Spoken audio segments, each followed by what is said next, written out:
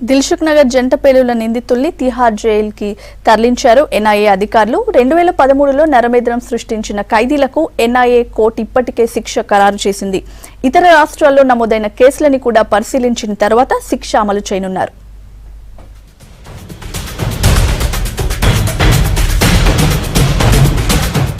దిల్సుఖ్ నగర్ జంట బాంబు పేలుళ్ల నేరస్తులను సెంట్రల్ జైలుకి తరలించింది నేషనల్ ఇన్వెస్టిగేషన్ ఏజెన్సీ.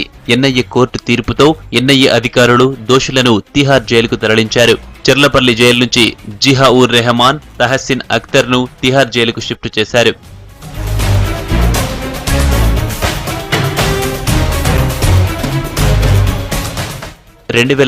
ఫిబ్రవరి 21న సిటీలో నరమేధం సృష్టించారు ఇండియన్ ముజాహిదీన్ ఉగ్రవాదులు.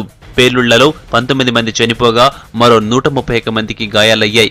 పేలుళ్లతో 6గురికి సంబంధం ఉన్నట్లు జాతీయ దర్యాప్తు సంస్థ తన ఇన్వెస్టిగేషన్లో తేల్చింది. దీనిపై ఎన్ఐఏ కోర్టు 3.5 ఏళ్ల పాటు విచారణ జరిపింది.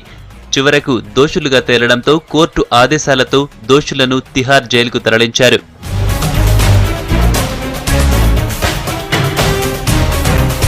జంట పేలుళ్ల కేసులో నిందితులకు ఇప్పటికే శిక్ష ఖరారైన అప్పర్ కోర్టు అప్పీల్తో పాటు ఇతర రాష్ట్రాల్లో ఉన్న కేసుల విచారణ అనంతరం శిక్ష అమలు చేసే అవకాశం ఉన్నట్లు తెలుస్తోంది.